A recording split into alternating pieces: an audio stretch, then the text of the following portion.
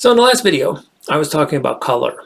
Color is a thing, and the fact that when we examine color, we realize that the energy in the external world is just this light energy that has wavelengths to it, and it's the wavelength that determines the particular color that we experience. But the fact is that even Isaac Newton himself said that the wavelengths themselves have no color. So the wavelengths, this energy, is colorless. But it has information, and that information gets transformed into a neural language that the brain interprets. But even there's no color. So you can dissect the brain and there's no color. So again, the color isn't out there in the external world. It's not in your skull. And that leaves only one place for color to exist, and that's in your consciousness. So consciousness literally creates color. But the purpose of the video was to talk about things, and a great point was brought up that, well, color really isn't a thing. And that's a great point because it's more of a property of a thing. And so when we take a look, so we're going to talk about the red pill today, obvious matrix reference. And a lot of this really does deal with a certain type of neuromatrix, or what I like to think of as the matrix created by the thinking mind, because it's the thinking mind that does this process of reification. So we take a look at that word reification, and what that, to reify means to literally turn into a thing. And so that's what consciousness is doing, or rather the thinking mind is doing. It's creating these things. Now, this isn't a purely philosophical video. At the end, I'm going to bring it back to something really practical, because, and I'm even going to give you a challenge with this, because that's the thing about creating things, is that a lot of the problems in our lives seem like serious things out there. And I want to show that those two are also creations of our consciousness. And so when we take a look at things, again, we could say, well, color is a property, but things also have other properties. Things like they're in space and time, and they have a shape to them, you know, so the red pill has a certain shape. And so certainly these exist in reality. Well, let's take a look at the neuro aspects first. So when we take a look at shape, and so objects have a certain shape to them,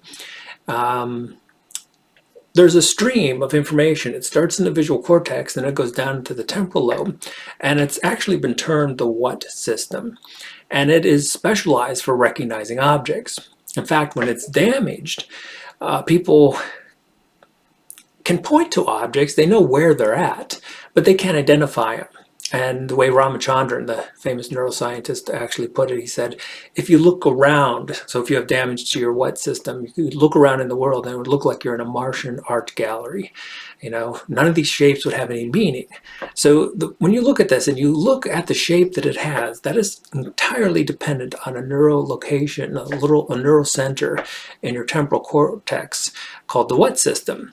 And it's literally it's recognizing the shape. And I'll get to that in a second, because you're saying, well, obviously the shape is out there. It's just this part of the brain that's recognizing it. And maybe that's true.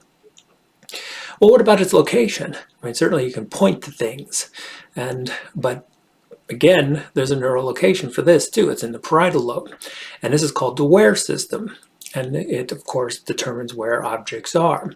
And so when you take a look at a thing and you point to it, you couldn't do this without the parietal cortex, and we know this from patients who have damage to it.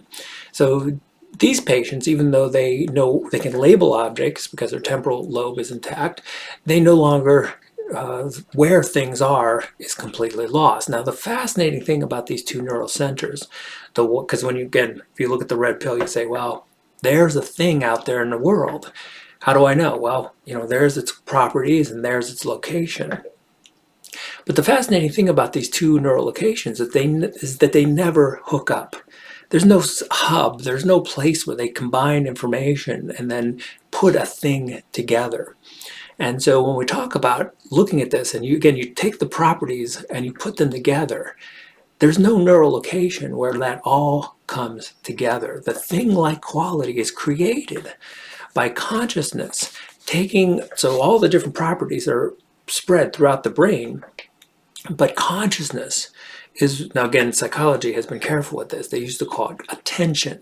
They would say attention glues it together. There's actually a major theory that suggested, you know, all the separate properties are all over processed in different places in the brain, but attention glues these together. But of course, they're just being careful because consciousness was such a taboo thing to say in psychology for such a long time.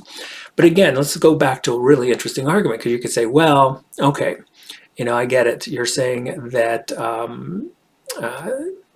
these neural centers process these different properties, and if they're damaged, we can't put a thing together. But certainly the thing still exists out there in reality. Well, the problem with this argument is, how do you know?